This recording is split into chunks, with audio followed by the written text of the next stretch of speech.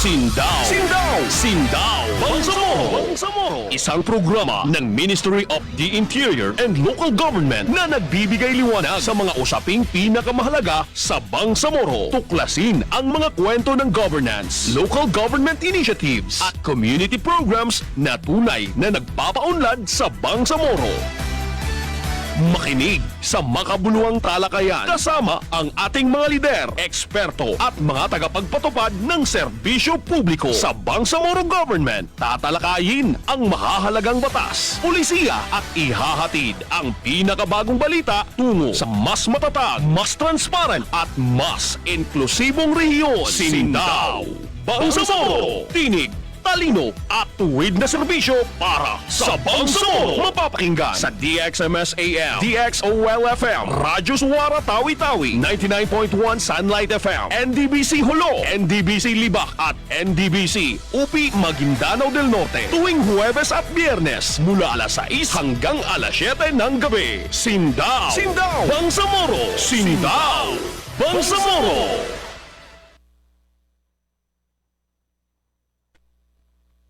Isang magandang gabi, Bangsamoro. Araw ho tayo ngayon ng Huwebes, March 12, 2026. Ako si Irene Fernandez Gonzalez at ito ang Sindaw Bangsamoro. Alamin ang mga balita, alamin ang mga programang ipinapatupad, bawat kaganapan. Dapat may alam ka, Bangsamoro. Ito ang Balitang Sindaw! MILG nagbigay ng transport support sa Sadyahatra Aquamarine Producers Cooperative.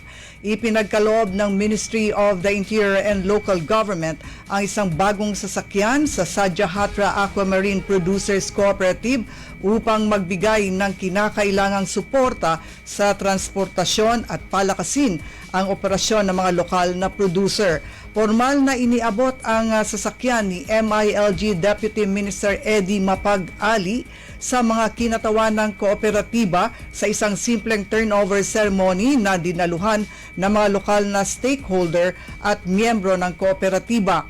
Ang transport support na ito ay isang inisyatiba ni Member of Parliament MOST Minister Baileng Simpal Mantawil at ipinatupad ng MILG upang mapalakas ang kakayahan sa logistics ng mga lokal na producer at mapabuti ang produktibidad ng mga community-based enterprises. Makakatulong ang sasakyan sa mga miyembro ng kooperatiba sa pagdadala ng mga produktong aquaculture, mga supply at kagamitang kailangan sa kanilang araw-araw na operasyon. Binigyang diin ng mga opisyal na mahalaga ang maasahang transportasyon. Ito'y upang mas mapadali ang pagdadala ng mga produkto, mabawasan ang gasto sa operasyon at mapalawak ang kanilang merkado. Ipinahayag naman ng Sadyahatra Aquamarine Producers Cooperative ang kanilang pasasalamat sa natanggap na suporta na ayon sa kanila ay malaking tulong upang higit pang mapalakas ang produksyon at maihatid ng mas maayos ang kanilang mga produkto sa mga mamimili at katuwang na komunidad. Bahagi ng inisyatiba ang bahagi ng inisyatibang ito ang patuloy na pagsisikap ng MILG sa ilalim ng pamumuno ni Chief Minister Abdulrauf Makakua na siya ring kasalukuyang ministro ng MILG. Ito'y upang suportahan ang grassroots economic development sa Bangsamoro Region. Kaakibat din ito ng hashtag Sami-Gambarm Approaches sa ilalim ng Enhanced 12-Point Priority Agenda na nagtataguyod ng mas inklusibong oportunidad sa ekonomiya, mas matibay na mga lokal na institusyon at community-driven development sa buong BARM.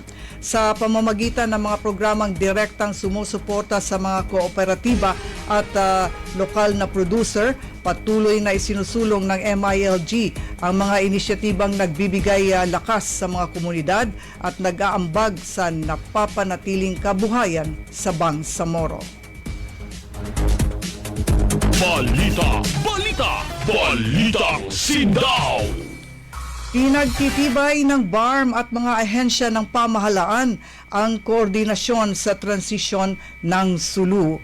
Ipinagpatuloy ng Sulu Transition Technical Working Group ang pagpapalakas ng koordinasyon ng mga pambansa at panrehiyong ahensya sa ika-6 nitong pulong noong Marso 5 sa Pasig City upang matiyak ang tuloy-tuloy na serbisyo ng pamahalaan sa Sulu sa gitna ng administratibong transisyon nito. Pinangunahan ang pulong ni Department of Budget and Management Acting Secretary Rolando Toledo at BARM Ministry of the Interior and Local Government Deputy Minister Eddie Mapag-Ali kung saan tinalakay ang mga hakbang upang mapangalagaan ang mga serbisyong pampubliko at ang kapakanan ng mga guro at kawani na maaapektuhan ng paglipat sa Region 9. Kabilang sa mahalagang napagkasunduan ang pagtatapos ng joint memorandum para sa School of Arts and Trades and the Lapak Agricultural School bago ang Marso 13. Tinalakay rin ang pagtiyak sa pondo para sa sahod ng Islamic Studies and Arabic Language teachers, abot kaalaman sa pamilyang Bangsamoro, teachers at para-teachers or learning support aides sa 2026 upang mapanatili ang tuloy-tuloy na serbisyo sa edukasyon sa Sulu. Nakikipag-ugnayan din ang TWG sa Civil Service Commission. Ito'y upang matukoy ang mga opsyon para sa mga kawani ng pamahalaan na maapektuhan ng transisyon at mapanatili ang katatagan ng serbisyo publiko. Bilang isa sa mga pangunahing ministeryo ng Bangsamoro Autonomous Region in Muslim Mindanao, patuloy na ginagampanan ng MILG ang mahalagang papel sa pagpapalakas ng koordinasyon ng mga ahensya at sa pagtitiyak na ang pamamahala ay nananatiling tumutugon sa pangangailangan ng mamamayan ng Sulu. Binigyang diin ni Deputy Minister Ali ang kahalagahan ng pagkakaisa ng mga institusyong sangkot sa proseso. Sa mga naunang pulong, aniya na ilatag na ang mga pundasyon at natukoy na rin ang mga hamon. Ngayon, mas pinapalalim ang mekanismo ng koordinasyon. Ang transisyon ng Sulu ay nangangailangan pa na lampasan o higitan ang hangganan ng mga institusyon. Dagdag ni Deputy Minister Ali, dapat kumilos ng may agarang aksyon at sa diwa ng bandahala ang sama-samang pananagutan para sa isang kinabukasan. Balita, balita, balitang Sindaw! Mga natatanging lupong tagapamayapa sa Maguindanao del Norte sinuri para sa 2026 LTIA. Pinangunahan ng Ministry of the Interior and Local Government, Maguindanao del Norte Provincial Field Office, ang pagpupulong ng Provincial Awards Committee noong Marso 9, 2026 o March 9, 2026. Ito'y upang isagawa ang table validation at assessment ng mga barangay entries para sa 2026 Lupong Tagapamayapa Incentives Awards o LTIA sa antas ng lalawigan. Ang aktibidad ay bahagi ng patuloy na pagsisikap ng MILG na palakasin ang pamamahala sa antas ng barangay at itaguyod ang mapayapang paglutas ng mga alitan sa komunidad. Kaakibat ito ng hashtag Sami Gambarm Approaches sa ilalim ng Enhanced 12-point priority agenda ni BARM Chief Minister Abdul Rauf Makakua na kasulukuyan ding nagsisilbing MILG Minister na naglalayong patatagin ang mga mekanismo ng katarungan at kapayapaan sa mga lokal na pamayanan. Pinamumunuan ang committee ni MILG Maguindanao del Norte Provincial Director Tarhata Balading habang kinakatawan ni Assistant Provincial Prosecutor Attorney Adjuria Kusain Kansi ang Department of Justice bilang Vice Chairperson. Kabilang din sa mga miyembro ng committee sina Wahab Dagalangit, Pangulo ng Liga ng mga Barangay Provincial Chapter, Police Colonel George Bagundol, Provincial Director ng Philippine National Police, Provincial Police Office, at Kusain Amino ng Kadtabanga Foundation Incorporated. Ang LTIA ay taunang pagkilala sa mga natatanging lupong tagapamayapa na epektibong nagpapatupad ng katarungang pambarangay na mahalaga sa mabilis at mapayapang paglutas ng mga alitan sa antas ng komunidad. Balita, balita, balitang Sindaw. BARM nagpatupad ng 4 na araw na on-site work week. Nagpatupad ang pamahalang Bangsamoro ng 4 na araw na on-site work week at 1 araw na work from home para sa mga opisyal at empleyado ng mga ministeryo, tanggapan at ahensya sa Bangsamoro Region. Nakasaad sa Memorandum Circular ng Office of the Chief Minister na layunin ng bagong work arrangement na makatipid sa enerhiya habang tinitiyak ang tuloy-tuloy na episyenteng paghahatid ng serbisyo publiko. Sa ilalim ng patakaran, 4 na araw na papasok sa opisina ang mga kawani at 1 araw ay itatalaga bilang work from home na tutukuyin ng pinuno ng bawat tanggapan batay sa pangangailangan ng operasyon at distribusyon ng mga tauhan. Sa panahon ng banal na buwan ng Ramadan, ang mga empleyadong nag-aayuno ay magtatrabaho mula 7:30 ng umaga hanggang 3:30 ng hapon nang walang tanghaliang pahinga. Samantala, ang mga hindi nag-aayuno ay mananatili sa regular na schedule na alas 8 po o 8 o'clock ng umaga hanggang alas 5 o 5 o'clock ng hapon na may 1 oras na lunch break. Pagkatapos ng Ramadan, lilipat ang mga tanggapan ng pamahalaan sa compressed 4-day work week kung saan makukumpleto ang kinakailangang 40 oras na trabaho sa loob ng 4 na araw sa pamamagitan ng mas mahabang oras na trabaho bawat araw. Pinapayagan din ang mga pinuno ng tanggapan na magpatupad ng staggered schedules o rotation ng mga kawani. Ito'y upang matiyak na may sapat na tauhan sa opisina at hindi maantala ang paghatid ng serbisyo publiko. Kabilang din sa circular ang mga hakbang sa pagtitipid ng enerhiya tulad ng pagpapanatili ng tamang temperatura ng air conditioning, paggamit ng energy saving settings sa mga computer at kagamitan sa opisina, pagpatay ng mga hindi kailangang ilaw at electronic na kagamitan pagkatapos ng oras ng trabaho at pagsasagawa ng mga pulong sa pamamagitan ng online platforms kung maaari. Samantala, inaatasan din ang mga tanggapan ng pamahalaan na magpatupad ng monitoring mechanisms upang matiyak ang pagsunod ng mga empleyado sa itinakdang work arrangement at reporting requirements. Balita, balita, balitang Sindaw.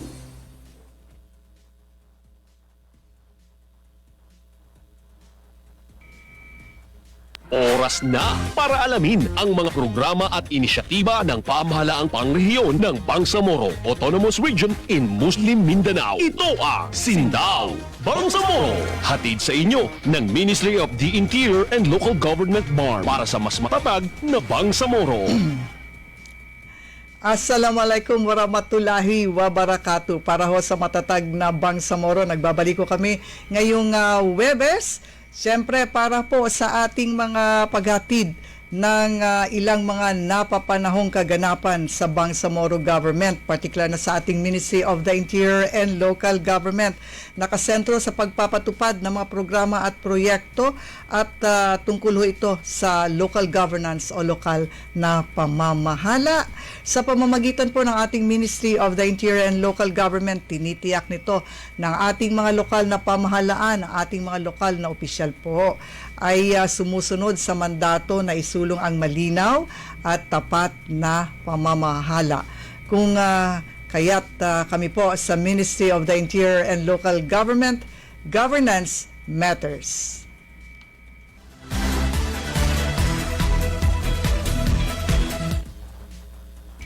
Alright, bago sa ating hatid kaalaman, oy, nako, magandang gabi po doon sa mga nakamonitor sa atin sa radyo via DXMS AM at DXOL FM Cotabato at doon sa ating Facebook live streaming. Kasama po dyan ang Facebook page po ng ating DXOL FM at DXMS AM at Radyo Swara Tawi-Tawi 99.1 Sunlight FM. Kasama rin po ang NDBC Olo, NDBC Lebac at NDBC UP sa Maguindanao del Norte via live streaming po yan sa kanilang Facebook page.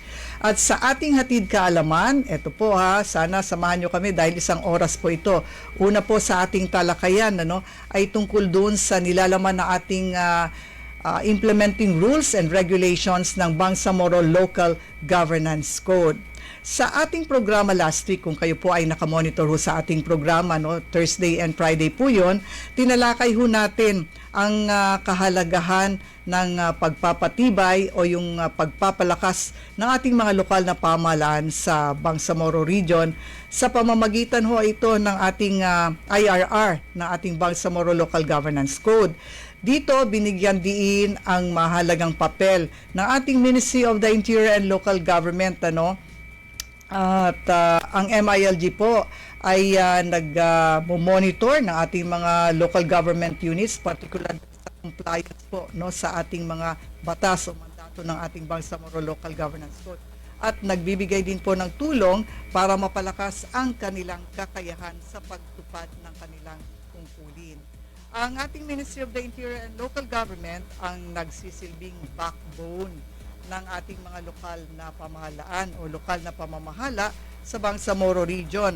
At ito po isa pong ministry ito na nag-uugnay sa mga local government units at sa pamahalaang regional dito sa regional government natin upang matiyak yung sinasabi nating maayos at makatarungan at epektibong pamamahala. Binigyang diin rin natin ang papel ng ating Bangsamoro Local Government Academy na may nakahanda na framework at standardized na capacity development para sa ating mga ministries yan at mga opisyal natin upang tiyakin na ang bawat local government units natin ay handa, malinaw ang tungkulin at iwas ang duplication din po ng proyekto kapag meron tayong mga ipinapatupad na mga programa at proyekto po sa inyong mga lugar, sa inyong mga barangay particular na din. At ito ay binigyang diin ni Director BLGA Director at siya ring Bangsamoro Ready Head Muhammad Farsi Bombet Abutasil. Nagbigay pa nga siya ng ehemplo last week tungkol dito sa iwas duplication ng mga proyekto kasi dapat may coordination tayo sa LGU yung mga magbibigay o magdo-donate ng mga projects sa LGU at sa mga barangays natin, dapat may coordination tayo at monitoring, proper coordination and monitoring para iwas duplication yan ng mga proyekto natin. Tinalakay din natin yung diminution of benefits na tumutukoy ito sa prinsipyo na hindi maaring bawasan, take note, hindi maaring bawasan, alisin o limitahan ang mga karapatan, benepisyo at pribilehiyo na ipagkakaloob sa ating mga opisyal at empleyado ng lokal na pamahalaan sa BARM. May budget kayo, dapat natin gamitin yan. At mga tuntunin sa interpretasyon o rules of interpretation sa ilalim ng IRR ng BLGC sa pagpapatupad ito ng Bangsamoro Local Governance Code.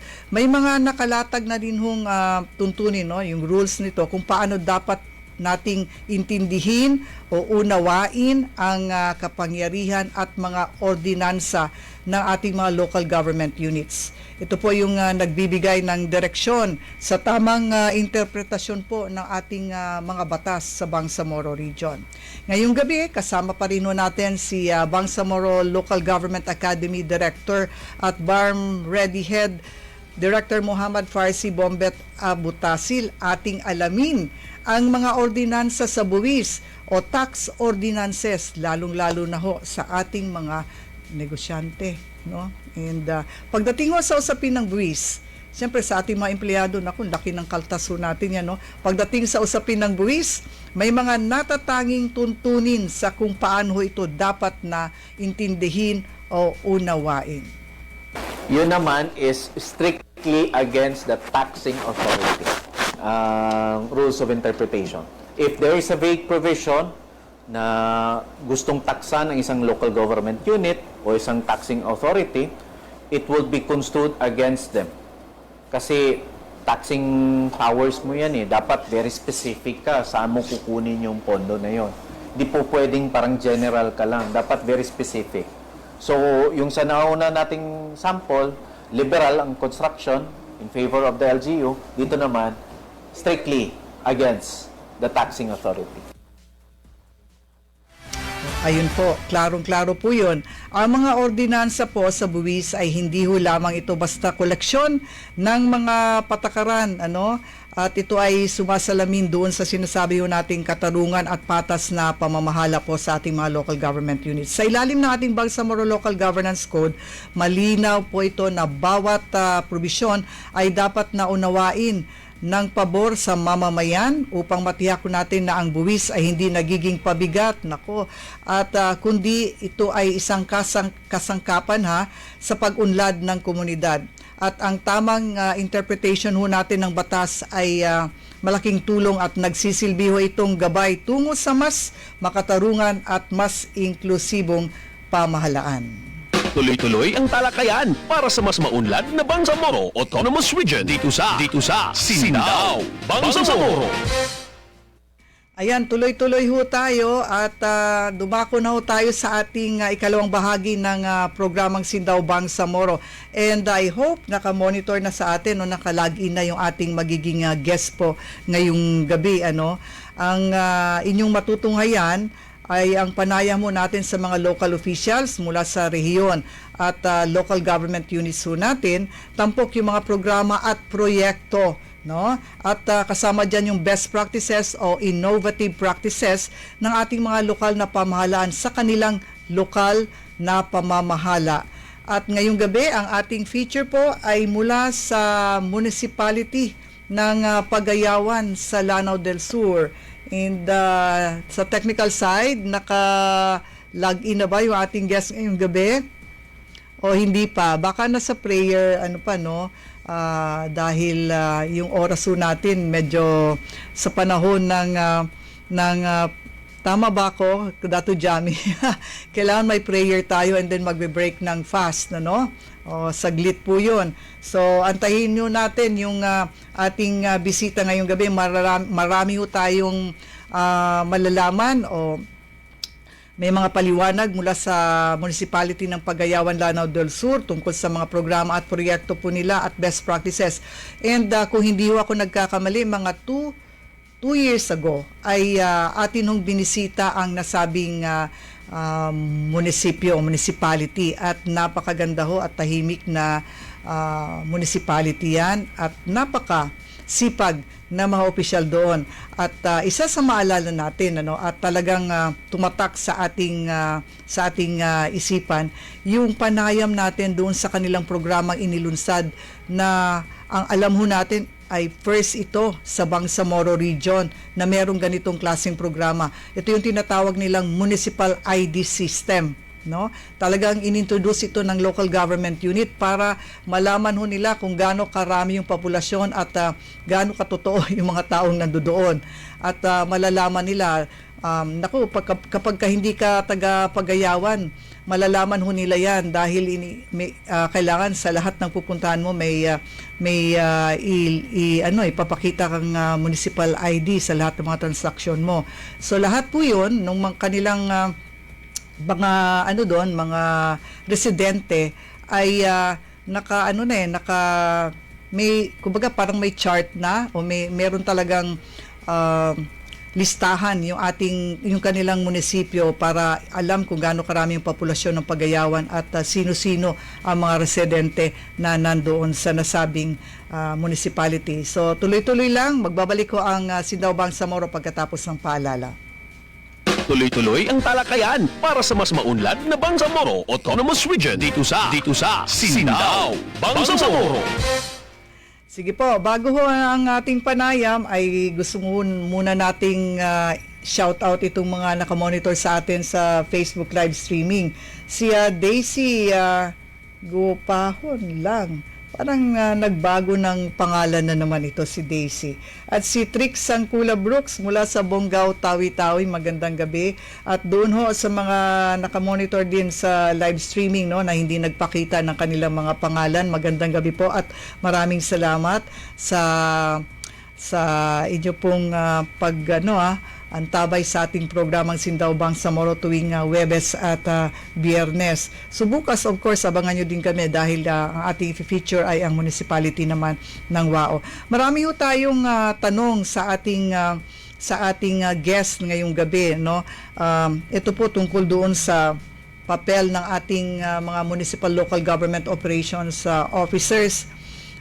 Ito talagang binibigyang diin natin para kumbaga binibigyan ng emphasis para malaman ng ating mga kababayan at mga nakamonitor sa atin sa mga local government units natin, dahil lahat ho ng ating mga LGUs ay meron hong naka-assign na mga MLGOs, no? Sila yung mga tumutulong sa LGU para masasabi ho nating nasa right path ang LGU in terms of pagpapatupad po ng kanilang mga programa at proyekto na nakaangkla doon sa sinasabi ho nating good governance, moral governance, ano, na isinusulong po ng ating pamahalaang Bangsamoro.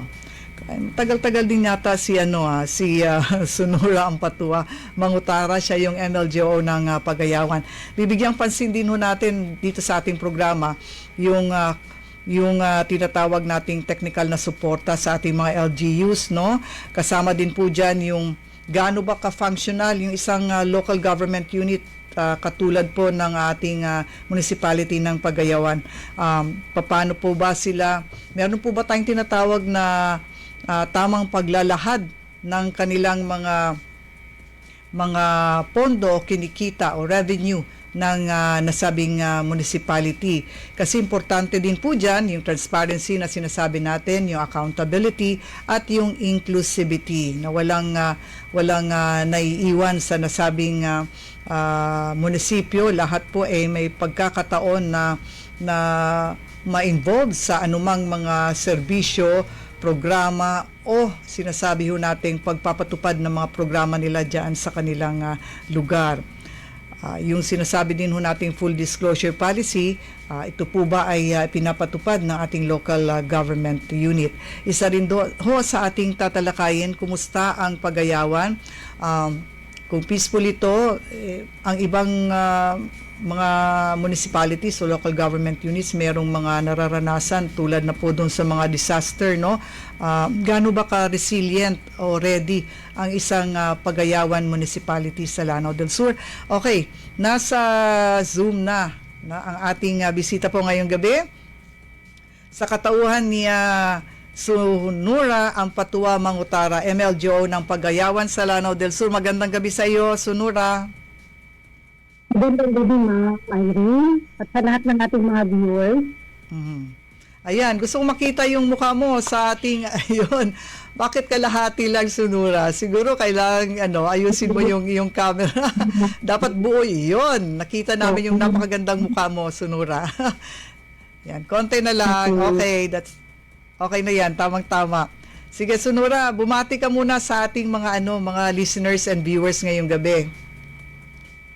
Assalamualaikum warahmatullahi wabarakatuh sa lahat ng ating mga viewers para sa Sindaw Bangsamoro, lalong-lalo na kay Ma'am Irene, ang ating Nako, maraming magandang gabi din sa iyo, Sonora. Okay, simulan natin yung ating hatid kaalaman, talakayan. Una sa ating tatalakayin at itatanong sa iyo tungkol doon sa papel ng ating mga municipal local government operations officer, no? Paano ka ba nagtatrabaho diyan sa Pagayawan na Sonora? Okay, Ma'am, magsisimula po tayo doon sa mga technical assistance and program implementation, no? Na ginagawa natin sa mga LGU, no? Especially ako na-assign sa municipality of Pagayawan, no? Ang mga pangunahing programa ng MILG na naipatupad sa LGU Pagayawan, no, as the assigned MLGO, isa na dito yung ating Seal of Good Local Governance, kasi nung hindi pa siya na-defer noong 2025 ay sumali ang ating lokal na pamahalaan ng Pagayawan kasi gusto din nilang ma-recognize, no? Dahil sila ay talagang magaling pagdating sa serbisyo at saka gusto nilang ipakita na talagang mayroon silang ginagawa. So, if we say Seal of Good Local Governance, We usually provide orientation, what are the indicators and the means of verification na dapat i-provide ng LGU. So nung dumating kasi ako sa Pagayawan, na-assign ako doon year 2024, then hanggang 2025 ng July, July 1, naalis na ako doon. Then ngayon na naman is balik ako as OIC dahil nga on leave yung ating MLGU doon. So, from February hanggang May. So, yun nga ma'am, magaling na, no? Marunong na din ang ating mga technical working group doon. So, ang na-provide natin doon, gaya ng ating SGLG nga, sabi ko, so na-question doon, bakit ano ba ang mga reasons bakit hindi sila pumasa? So, yung kasi MLGU, titingnan natin yun. So, isang aspect na nakita namin during review kasi ipapresent natin yan no, sa ating local chief executive at doon sa working group no, para makita natin, isa na doon yung child-friendly local governance PFLGA, no? Yes, So, kaya nung pagdating nung mag-a-assist tayo ulit, no, during the 2024, is nag-monitor talaga tayo kasi yun naman talagang trabaho ng MLGU at tayo yung nagpa-provide doon sa mga indicators ng governance. Kasi, kaya pala hindi sila pumasa ng SGLG kasi yung sa FLG nila is okay naman. Pero ang hindi nila napansin doon is dapat every sector, every performance area is makaabot ka ng 80%. No? Kahit naka 90 ka pa ng score, kung may isang area na bababa siya ng 80% sa hinihingi, kumbaga kung 15 points, dapat 12 points yung makuha mo. So doon hindi nila nakita. Kaya nung na-assign tayo doon, nakita ko yun. So, pumasa sila noong 2024 ng CFLGA in preparation para sa SGLG, no? Sa 2025. Okay. But, unfortunately, na-deferred kasi sa 2025 ang SGLG. Okay. Okay, so, another din na naibigay natin na technical assistance sa barangay level naman, no? So, yun. During, nung naka-assign ako doon is bagong upo pa lang yung ating mga punong barangays. So, isang tinitingnan natin doon na ibibigay is paggawa nila no, pag-formulate ng barangay development planning. So, nag-provide tayo ng workshop para magkaroon sila ng BDP for year 2024 to 2026. Kaya, kaya yung na-extend natin yun sa kanila. So, another din is yung pag-extend natin ng capacity building no, sa barangay officials ng Pagayawan. Nagbigay din tayo kasi isang importante din no, na may masalihan tayo yung LTIA. No? So nag-orientation tayo ng katarungang pambarangay no, sa mga kapitan, sa secretaries at mga membro ng Lupon Taga Pamayapa. So during the training kasi usually, pag upo ng mga barangay is nagkakaroon ng orientation. Pero ang orientation kasi is more on basic na orientation. Pero doon sa KIPI training is gumawa kami ng mga simulation training. Nagsa-simulation talaga. Kumbaga, nag-actual kung may magre-reklamo, ano yung gagawin ng punong barangay. So, yun yung ginawa namin. Yes, ma'am. Napaka-importante niyan sa barangay. Ganito, Sonora, meron tayong proseso din no, na implementation para matiyak na epektibo at inklusibo. Paano natin ginagawa yan? No? Like, pag bumaba ka sa community, tinitiyak ba natin na lahat po ba ay na-involve at gaano ka-epektibo ito? Yes, ma'am. Dapat na-involve ang lahat, no? Yun nga, dapat inclusive, no? During sa ating mga barangay development planning is, dapat kasi pag nag-workshop tayo, so makasama yung sa sektoral. Kaya nga, ini-encourage sa mga LGUs na before tayo mag-organize ng ating mga barangay-based institution is mayroong civil society organization na representative from the barangays, no, pagdating sa BDP kasi sila na yung magiging representative ng mga constituent pagdating sa kung ano yung mga plano na gustong gawin ng LGU para maging inclusive tayo. So dapat meron tayong mga women sector, yung sa senior citizen sector, sa PWD sector. Okay. Sige, Sonora, tungkol naman ito doon sa mga programa, proyekto na nakatulong sa pag-angat ng performance performance status ng ating Pagayawan, municipality. So, meron ba tayong maibigay na isang halimbawa lang ng mga proyekto na nakatulong ng malaki dyan sa Pagayawan? Yes, ma'am. Pagdating sa MILG, isang project po doon ng ministry is yung mga barangay hall, no? Kasi alam natin kung gaano ka-importante na magkaroon ng barangay government center, no? Yung isang barangay. Kasi kung may mga problema, kung may mga kailangan yung ating mga barangay constituents is may mapupuntahan sila. Yes. So, sa Pagayawan po ay nabigyan po ng MILG ng 5 barangay hall. So, Madami na.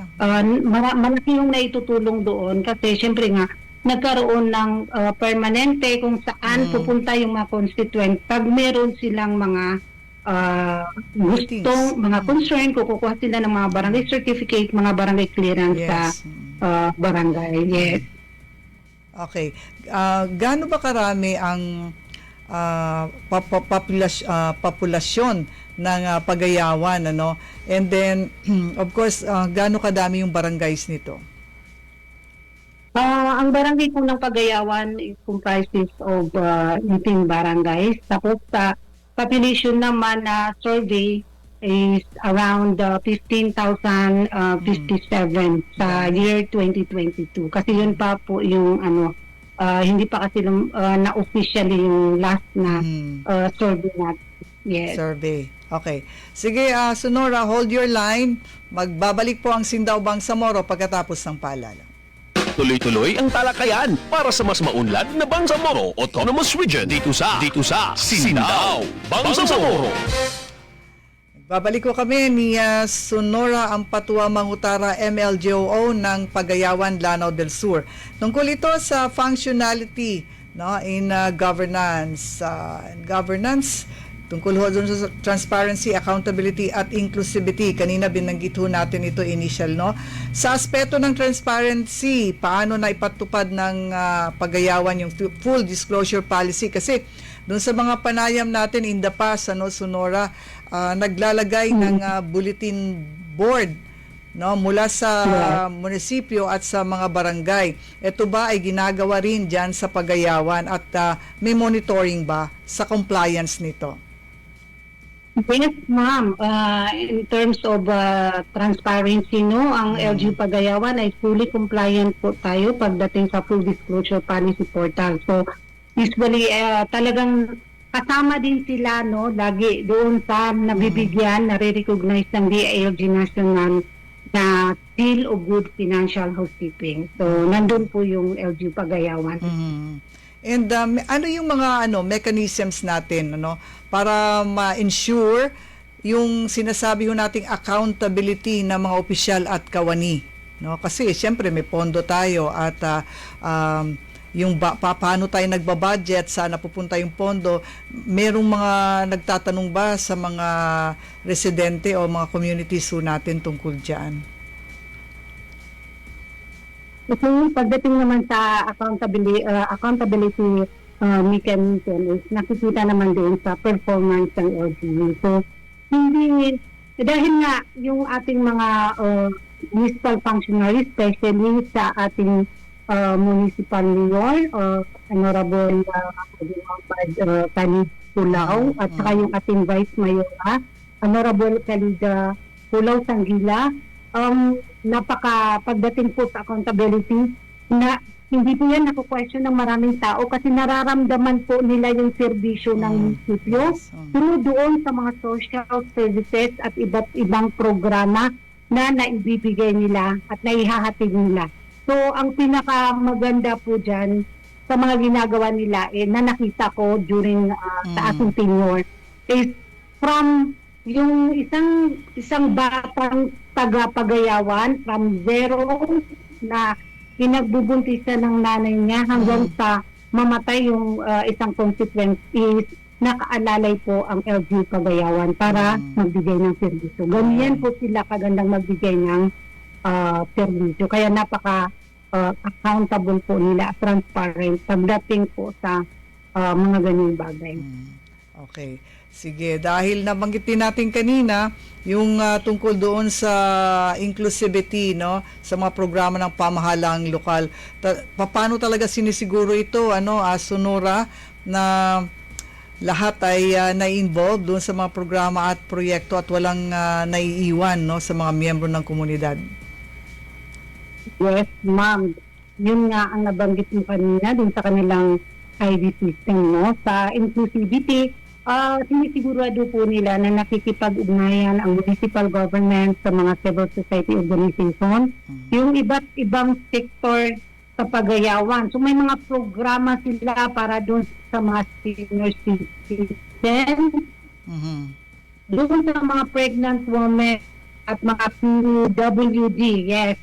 At saka doon sa mga bata. So isang sample po niyan, usually kasi sa amin, sa Maranao, parang hindi masyadong napapractice yung parang marriage counseling before kinakasal or after makasal. So, sa Pagayawan po, may ganyan po sila na program. And then pag nanganak na naman yung pregnant woman, is yun, meron silang ikaritan program, no? Binibigyan nila ng mga supplies na pambata, mga diaper, na ang monetary yung nanay. Tapos, kailangan din, may mga orientation din sila, paano alagaan yung mga bata, paano, mga ilan yung mga bakuna, gaano ka-importante. So, ganyan po kaganda yung sinasabi nating inclusivity ng Pagayawan. Lahat kasama. So, bata, matanda. Okay. Tuloy-tuloy ho tayo pagkatapos ng isang paalala. Tuloy-tuloy ang talakayan para sa mas maunlad na Bangsamoro Autonomous Region dito sa Sindaw, Bangsamoro. Tungkol ho ito doon sa disaster readiness at resilience, no? Gusto nating itanong ito kay Sonora para naman malaman ho natin kung meron po bang mga equipment ang ating Pagayawan Municipality. Halimbawang kung yung area ba ay prone to flooding o ano kayang meron sa Pagayawan. Hindi ko nakikita sa Zoom sa live si Sonora. Technical side, Datu Jami. Ayan.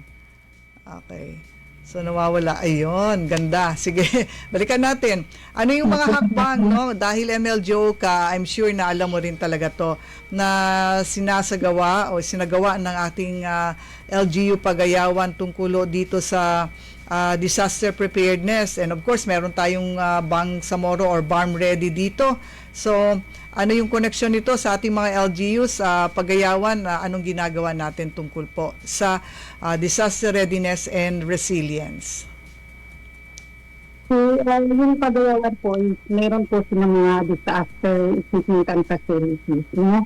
So, kaya nga, basta po masabi natin, yung isang LGU, talagang interesado sila dyan sa field of good local governance, isang component dapat is kompleto po tayo pagdating doon sa mga DCRM equipment and facilities. So, yun, at MLGO, kasi usually sa atin, nag-design tayo ng mga memorandum para sa DRM formulation, yung utilization ng 5% LG na Green Fund. Sa atin din nagagaling yung mga advisories ng simulation of earthquakes, ng mga fire drills. So, ginagawa naman yan sa local level. Ito yung aking gustong marinig from Sonora. Tungkol ito doon sa sa best practices o innovative practices kung meron ang Pagayawan Municipality sa Lanao del Sur na maaring gawing modelo, no, dito sa atin sa Bangsamoro region o ma-replicate din ng ibang mga LGUs outside of the BARM. Okay.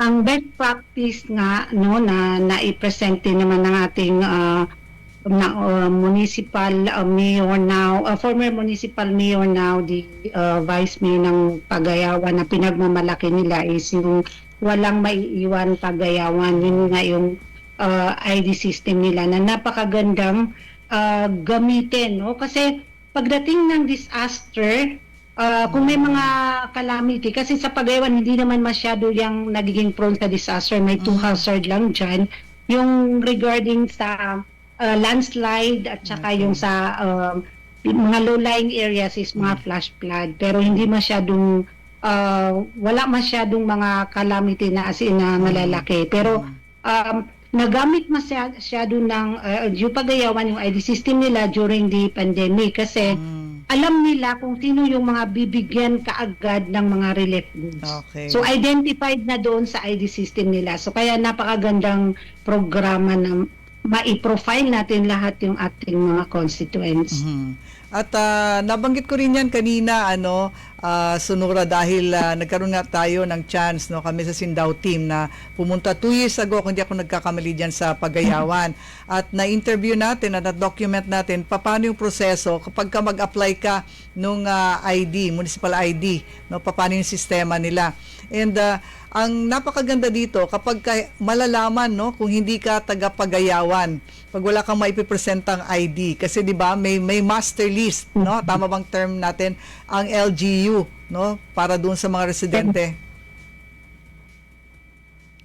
Go ahead, Sonora.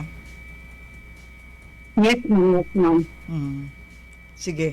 Yun ho yung karagdagang impormasyon natin patungkol doon sa ibinahaging impormasyon sa atin ni Sonora.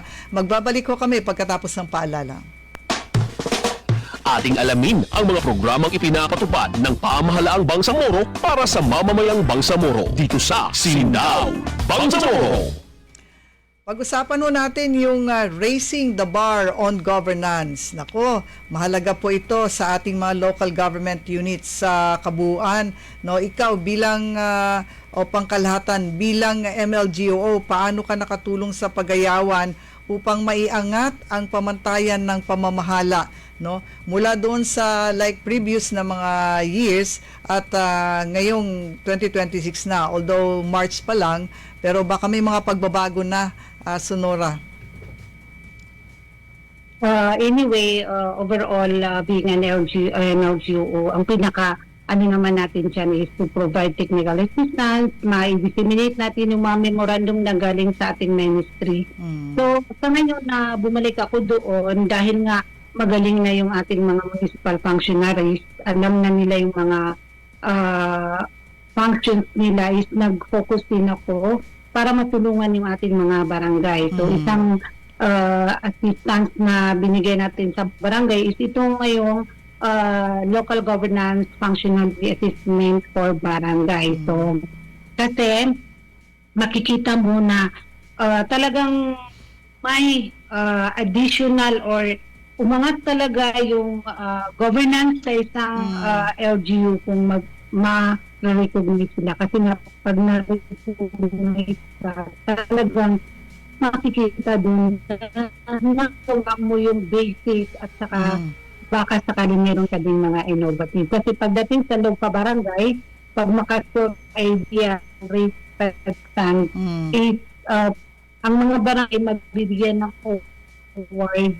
during sa pagkilala ng barn governors, no?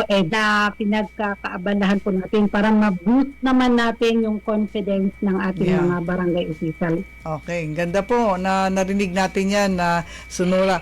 Okay, tuloy-tuloy ho tayo tungkol naman ito sa mga programa ng munisipyo at ng barangay, no? Dumako tayo doon sa barangay, of course, ating tunghayan ang isa sa mga matagumpay na programa ng Pagayawan Municipality sa barangay na ito. Ito po ay daycare center, no, sa barangay Bangon, Pagayawan, Danau del Sur.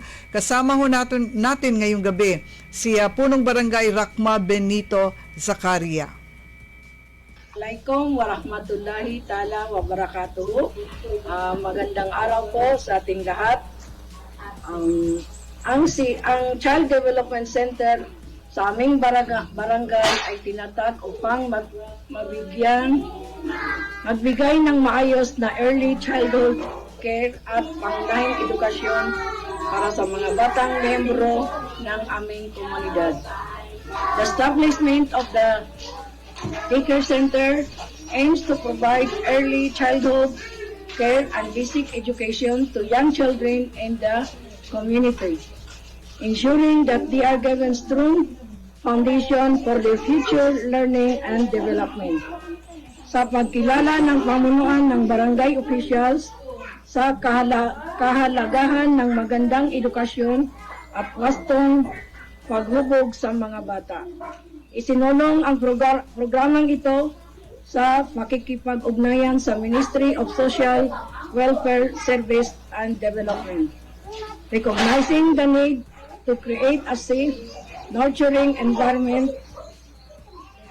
The barangay officials initiated the establishment of the daycare center sa pamamagitan ng suporta ng lokal na pamahalaan at buong komunidad na italaga ang CDC worker na siyang gumagabay sa pagkatuto at pag-unlad ng kaalaman ng mga bata.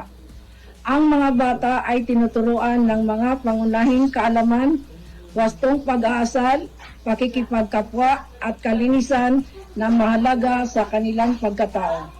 Through structured learning activities, interactive play, and values formation, the children are given opportunities to develop their cognitive, social, and emotional skills.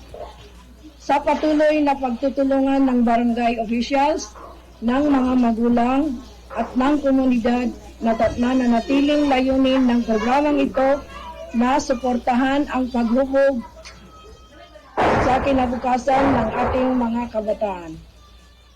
Isa ring walang humpay at mula sa kaibuturan ng aming mga puso ang pasasalamat sa ating butihing alkalde, Honorable Muhammad Khalid P. Jamail, ang ating energetic na vice alkalde, Honorable Khalida P. Sanggila, at sa pagbigay po sa amin ng children's park na under construction pa po, hindi pa natapos.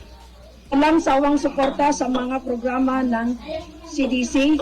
Sa muli, maraming salamat po, Mayor and Vice Mayor. Ang inyo pong lingkod, Honorable Racna Benito Zacaria, the Panang Barangay of Barangay Bangon, Pagayawan, Lanao del Sur. Ayun, maraming salamat po sa effort na ginawa ng Barangay Bangon para maipakita ho natin yung kanilang Child Development Center o Daycare Center, no? At ito ay managed by the said Barangay Bangon. Napakaganda nito kasi talagang tinututukan natin yung ating mga maliliit, yung mga cute natin, mga bata, no? Diyan sa nasabing lugar. Sige, bago tayo magtapos, hingyan natin ng mensahe si Sonora Ampatuan Mangutara, MLGO ng Pagayawan sa Lanao del Sur, at baka meron ka na rin gustong batiin. Go ahead, Sonora. Hello, binabati ko po yung mga kasamahan ko sa MLG Lanao del Sur. So, yun nga, as trabaho para mas mapaigting natin at mas matulungan natin ang mga constituents at saka mga municipal functionaries sa ating mga kanya-kanyang mga local government unit para mas gumanda po ang buhay ng mga tao sa Bangsamoro. So maraming salamat po. Yan, maraming salamat po kay Sonora Ampatuan Mangutara, MLGO ng Pagayawan sa Lanao del Sur. Tuloy-tuloy lang ho tayo sa ating programa at ito ho ang ating pakatandaan, ano, kami ho dito sa Sindao Bangsamoro at ng buong pamunuan ng Ministry of the Interior and Local Government talagang sinusulong itong pagpapalaganap ng mahalagang impormasyon tungkol po sa lokal na pamamahala o local governance, no? Dahil dito nakatuon talaga sa pagpapatibay ng mga lokal na pamamahala, pagpapalakas ng kapayapaan at pagbibigay ng mas episyenteng serbisyo sa ating mga mamamayan. At para ho sa ating weather advisory, ang atin hong ulat na panahon, bisitahin natin ang page ng Facebook page ng ating Bangsamoro Ready at meron hong mga updates patungkol sa ating weather advisory. Para ho sa ating hotline numbers for emergencies reports and information patungkol ho sa ating current weather condition, kontak ko yung ating Bangsamoro Ready sa ito yung ating mga hotline numbers naka-flash po sa ating screen. Globe 0966-301-8777, Smart 0939-339-5221, Radio Frequency, dalawa po yan, 142.800 at 170.125 MHz. Bago ho sa ating pinal na pagtatapos ngayong gabi ng ating programa, magandang gabi po at maraming salamat muli kay Daisy Pahon Lang, Trix Sangkula Brooks ng Bungaw Tawi-Tawi, Ashnipa Badron, Pagpalain Bangsamoro, sabi po niya, at kay Muhammad Ali Kosain, salam din, and keep up the good work. Maraming salamat po at magandang gabi dyan sa mga taga Muhammad Ali Kusain, nasaan ka ba ngayon? Minsan nasa Iligan ba o Cagayan, and I hope nasa Marawi City ka ngayong gabi. Maraming salamat sa pagtutok at dun sa mga nakatutok ko sa atin via live streaming, maraming salamat po. Dito nagtatapos ang ating Thursday episode ng Sindaw Bangsamoro. Muli po ang aming imbitasyon sa inyong lahat na makinig sa DXMS AM at DXOL FM Cotabato. Sabayo kaming panorin sa kanilang Facebook live streaming at sa Facebook live streaming na ating Ministry of the Interior and Local Government BARM, sa Radyo Suara Tawi-Tawi 99.1 Sunlight FM, NDBC Holo, NDBC Lebak at NDBC UPI sa Maguindanao del Norte tuwing Webes at Biyernes alas 6 hanggang alas 7 ng gabi. And like, follow and share po yung Facebook page ng MILG para makatulong ho tayo dun sa pagpapalaganap ng impormasyon, lalo't nakasentro ito sa lokal na pamamahala.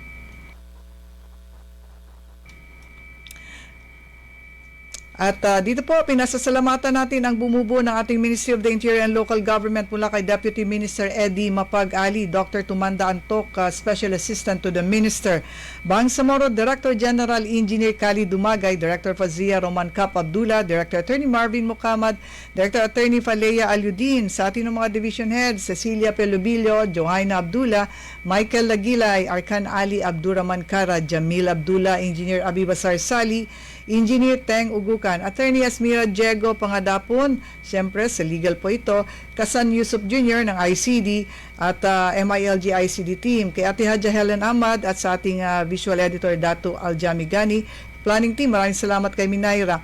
Siyempre sa ating mga MILG Provincial Directors, Engineer Amina Dalandag, Dr. Tarhata Balading, Kader Indar, Radia Ahmad, Gulam Hassam Sapayani, Emily Kadiri ng Sulu at BLGA Director at Charing Bangsamoro Ready Head, Director Muhammad Farsi Bombet Abutasil. Maraming salamat din kay Sir Manny or Engineer Manny at NAS. Sa pamumuno ni Chief Minister at MILG Minister Honorable Abdul Rauf Makakua, patuloy po ang ating hakbang tungo sa mas matatag, mas inklusibo at mas makatarungang Bangsamoro. Hanggang sa muli, abangan nyo kami bukas, Biyernes of course. Ito ang inyong lingkod, Irene Fernandez Gonzalez para sa Sindaw Bangsamoro. Shukran, wassalam. Sindaw! Sindaw! Sindaw! Bangsamoro! Isang programa ng Ministry of the Interior and Local Government na nagbibigay liwanag sa mga usaping pinakamahalaga sa Bangsamoro. Tuklasin ang mga kwento ng governance, local government initiatives at community programs na tunay na nagpapaunlad sa Bangsamoro.